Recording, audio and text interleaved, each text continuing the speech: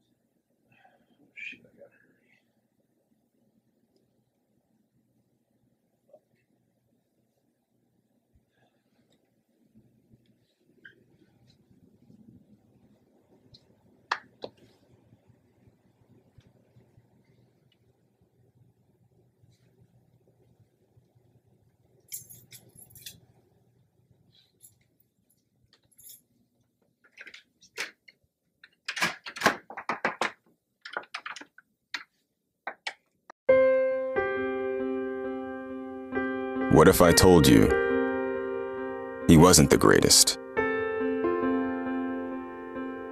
That a country would fail to protect its greatest natural resource?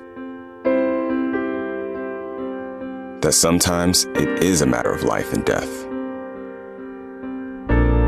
They talk about guys being competitors. He was the fiercest of all the competitors. Best player I ever saw, no offense, Magic, just incredible in person, but you know, two things stand out for me. One, just how famous he was. And it was like a hurricane. Just every eye in the building was always on him at all times. I always was amazed. You sound like you're describing Muhammad Ali, you know that, right? It was like Ali. It was just, and I just never understood how he just lived his life that way. He was all universe, all planet, the best of the best.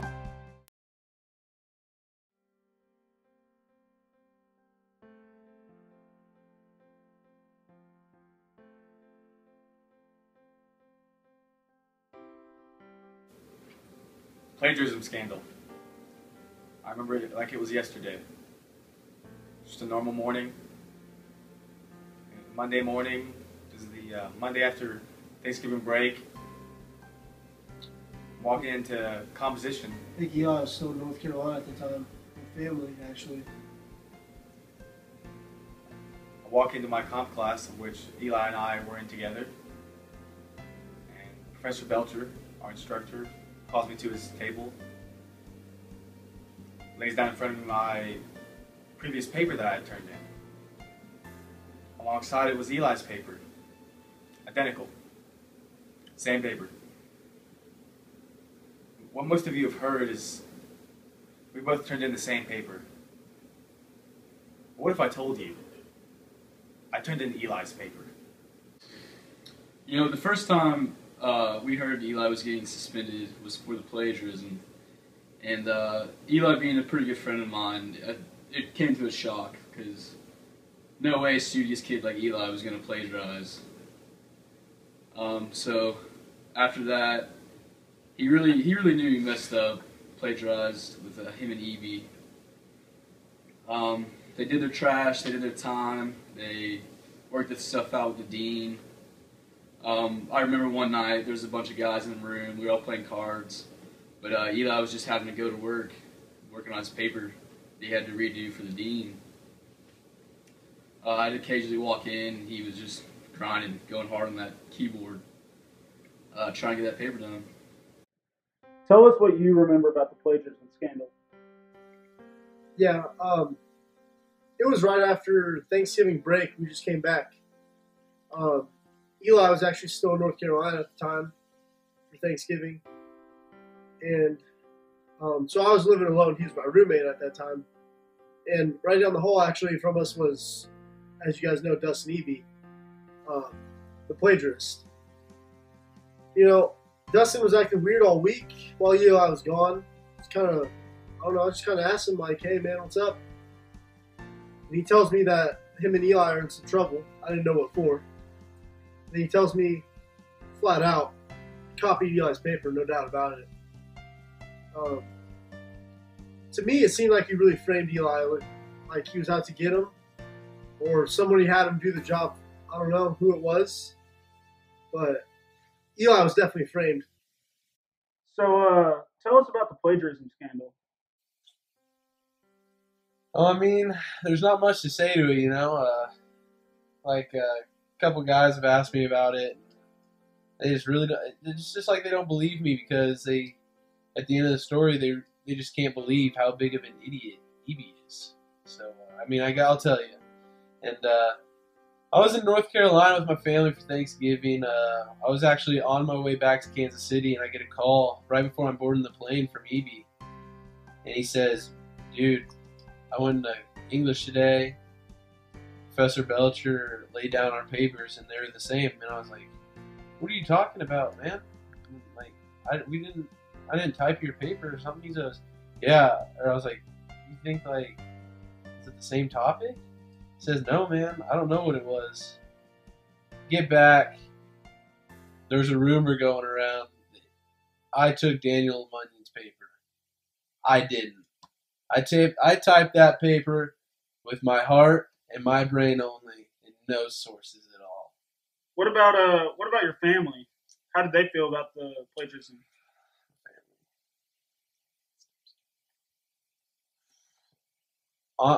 It's tough. I mean, I felt like I let my parents down and my brothers down. They're doctors, just real smart guys, and I just felt like I let them down. You know, if they would have found out, I think they would have been really disappointed.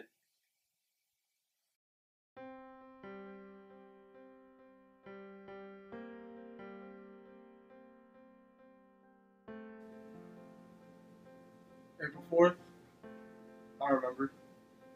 You know, in the fall, Eli was a big power hitter, you know. Balls in the gap, balls off the wall, a lot of doubles. You a home runner. Yeah, came springtime, looking for that power in the 4-hole, and he's just been a real chop and go guy for us, and that's okay. A lot of balls in play, good hit and run guy, but really just haven't lived up to the hype of Elijah Lovell. So, April 4th, gets that pitch soft away and just hits a weak ground ball to first. A lot of guys say they couldn't tell that, you know, he didn't run out the ground ball, but I watched it. Honestly, I didn't notice. He dogged his ass at first. Yeah. And Coach Burleson got him for it. Yeah. So, he was suspended. Had a lot more trash to do. You know, some guys just got to have that trash. Gotta have it. He's one of them. Some say, you know, he just can't stay out of trouble. A lot of us on the team just think he just likes having a clean environment around the campus.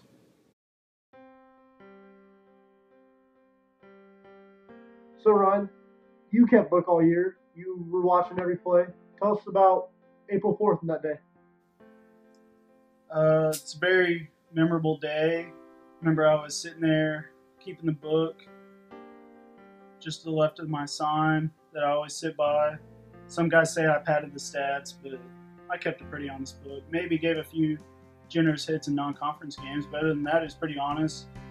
But going back to Eli, I just remember pitcher throws a soft change up on the outside half. Eli kind of gets it on the end of the bat.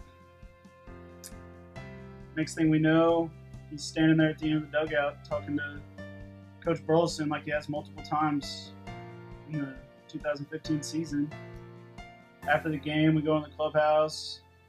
Eli and Alex Thrower come into the clubhouse and they say, hey, we're suspended. Apparently, Eli didn't run the ground ball out, but from my vantage point, it looked like he ran a hard 90. And we know after the 5 miles he ran, he's going to be running hard 90s for the rest of his life. Tell us about, like, Eli's trash. We all know he had a lot. Like, seemed like every day he would wake up. You know, I've always kind of listened to country music a lot, not a whole lot of rap, but I think the alarms going off, I mean, me and my roommate, Connor Behrens, we'd be sitting there because there were 3 of us in a room laying there, and every morning about 6 o'clock, we'd hear Trap Queen come on. And it seemed like Eli just loved that song so much that he'd let it play for about 2.5 minutes. So I think him having trash really made the rest of us suffer as well. And it's got to be some sort of record. I don't know what the record is for trash, but he deserves a trophy of some sort. Tell us where you were on April 4th.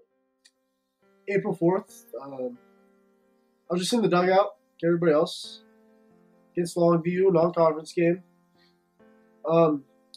Eli comes up to the plate, you know. Been a real chop and go guy for us in the spring, like everybody says, you know. And he hits that one to first base. And then I don't really remember much after that. Nobody really does. Everybody has a different view on it, it seems like. Some say he ran it out. Some say he dogged it. To be completely honest, I don't remember for sure what he did. I just remember Coach Burleson meeting him at the end of the dugout, you know, giving him a piece of his mind. And right there, everybody, it just seemed to be the end of it, that whole feud. And then, you know, we get in the locker room after the game. Eli and Alex Thrower end up telling us they're suspended. Thrower suspended for a different reason. And, I mean, obviously, it just came as a shock. And that's all I really remember about April 4th. But on that call, they got it wrong. And that's a game-defining and possibly a series-defining call. And that ain't right. And it's clear. Everybody in the arena saw it. That's why everybody was shocked.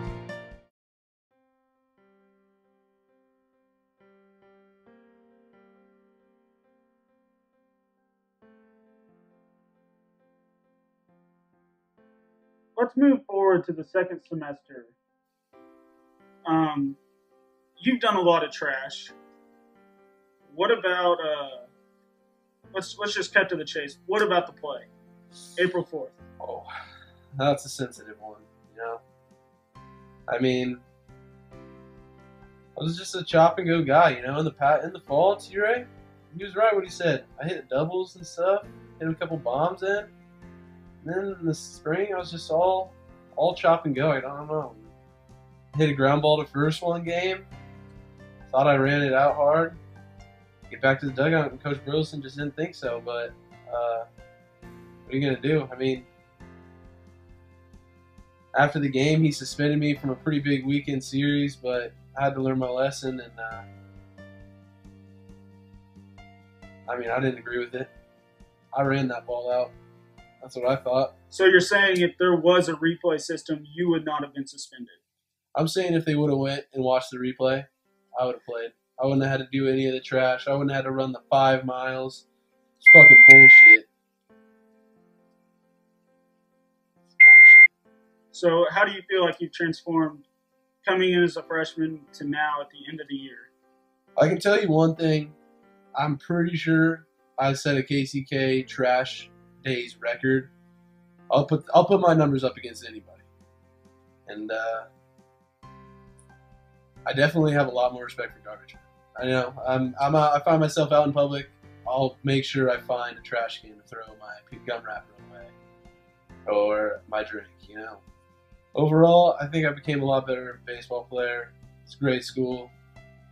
I've always been fueled by liquid nitro. It's great. One of my guys back home hooked me up with it. And, you know, I just can't wait for my sophomore year. Hopefully not get suspended. Cut down on the trash, but I got to have it most of the time. And we'll see when we get back for August, you know. So do you feel intimidated by Coach Burleson coming back next semester? Do you feel like he has it picked out for you? Like, does he have the bone to pick with you? You know, if I had to say something about that, I think it's just Coach Burleson wants me to be a better player, and I haven't lived up to it. But I mean, some people refer to you as the best. I mean, some people have compared you to Ali. So, I mean, what do you think? I don't know. I mean, maybe Coach Burleson doesn't want me to get too high or anything. I don't know. I just go out on the field. I do my thing. Try to please everybody. It's just not gonna happen. Gotta please the fans. Gotta please the coaches somehow. Okay. It's about making that money, though. Coming up as possibly the next Mike Trout, do you think you will have a lot more infield singles and possibly some home runs next year? Next year, I can't promise as many infield singles, but it's definitely something I'm going to strive for. And, yeah, look for me to maybe poke one over 350, 310, whatever it is. I think it's 290 down the lines in our field. Look for me to poke a few over. I don't know. We'll see.